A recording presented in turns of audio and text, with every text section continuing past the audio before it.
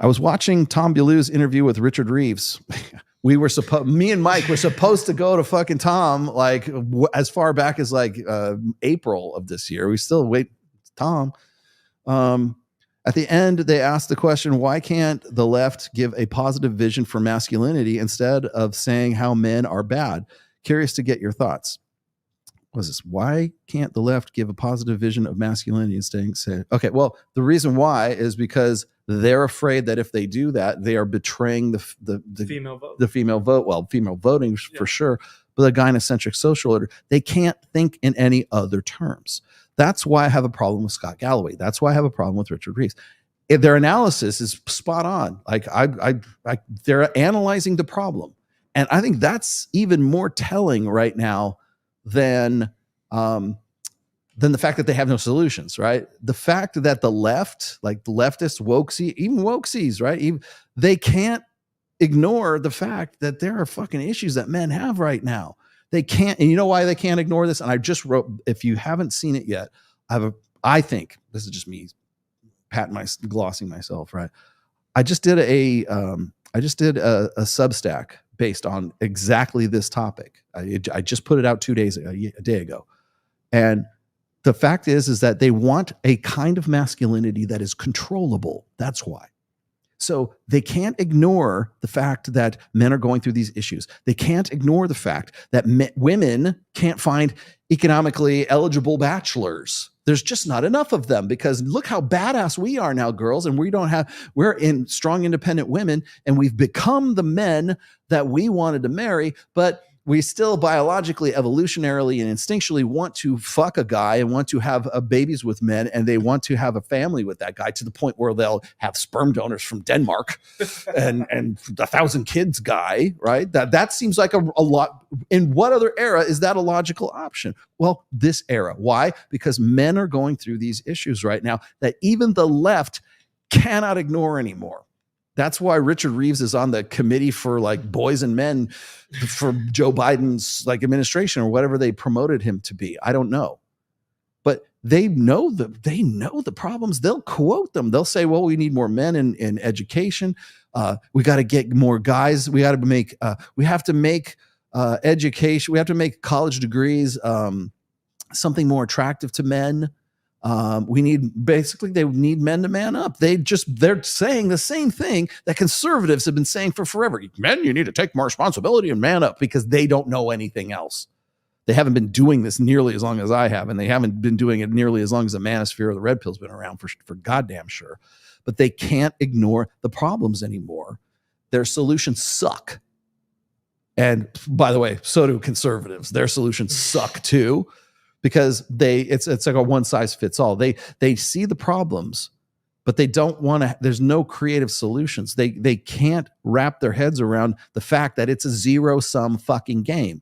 If you want to empower one gender, you have to disadvantage the other. And even if you don't do that, the other gender will perceive it as being disadvantaged by it. And you can't, because anything that's for men right now seems like it's against women. It doesn't matter. You could say, well, like Richard Reeves will say exactly this. He says, we can empower men without disempowering women. No, you can't. Because just the fact that you're saying this, the very fact that those words are coming out of your mouth, we can empower men, that's offensive to the gynocentric social order, to any woman that's ever been in any form of education, of kindergarten through postgraduate school right now, because women have been taught that they have been oppressed, and they have been victims of the patriarchy for forever. So in any talk, even marginal talk about empowering men in any form, and even buffering it by saying, well, we can empower men, but we don't have to necessarily disempower women because of it. No, that sounds like misogyny. Even the hint of that sounds like misogyny. And that is why it will never happen. And that is why you will never have a solution to that.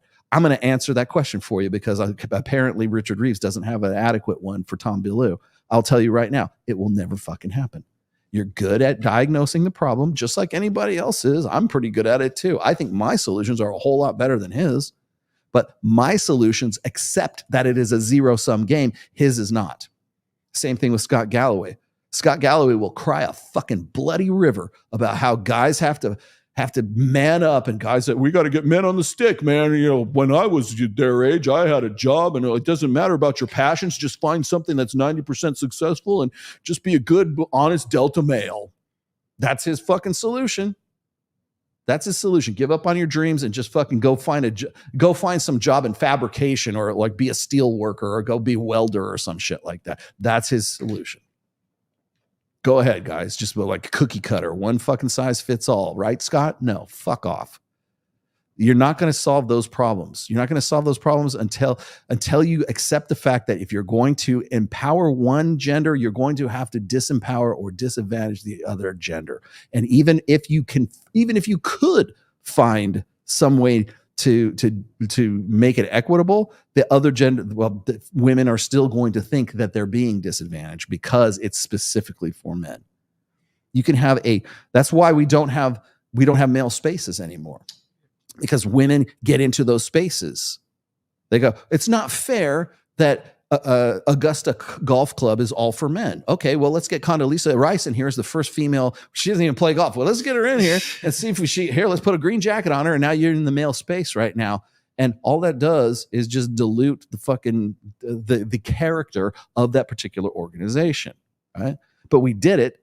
But you don't see men saying, well, National Association of Women is only for women and I want to be in it as a man. Can I be in it? No man even asks that because they don't care. They don't want to be in it.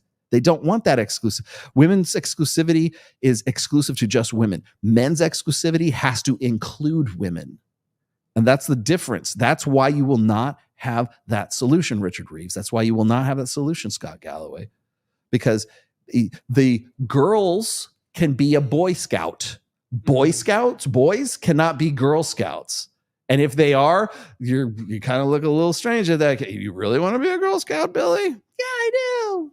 Then you kind of go, okay, well, maybe mom wants to change his gender. You know, boys don't want to be Girl Scouts, but girls want to be Boy Scouts. That's why Boy Scouts of America is a dead organization right now, because the exclusivity of keeping it all male is dead. It's done. By the way, that's also why we're like, God damn it, Games Workshop, you better not make no fucking female Space Marines. I'll tell you this right now. It's bad enough that you knuckled under with a female Custodes.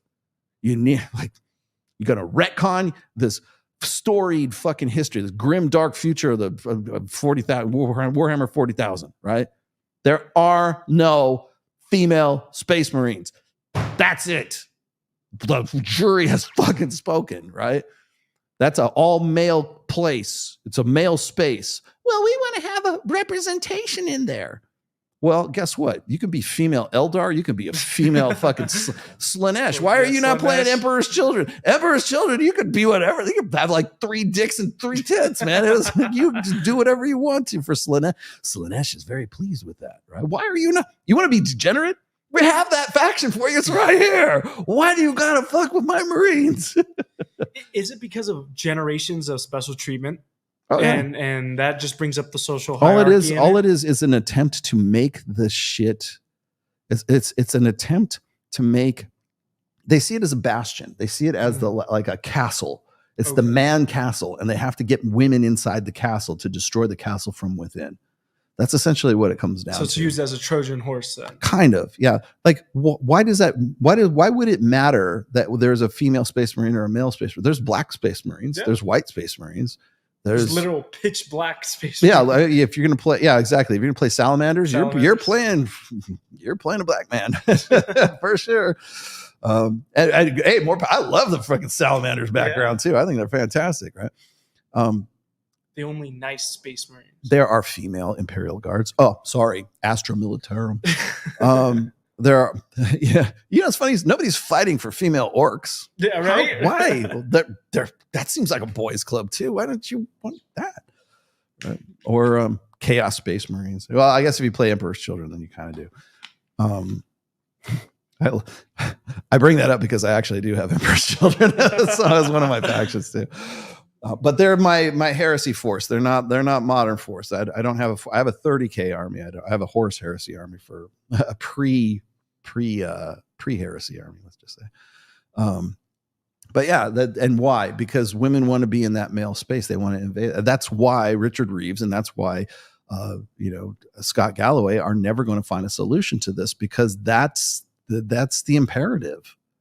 That's how women think equality is achieved, by fucking female space marines. If we had female space marines, we'd finally have this utopian society where everyone was equal. No, you just fuck up a really great thing. That's what you do. All right, let's draft the women first. Yeah. Well, they're in the Imperial Guard. They're in IG. I have IG too.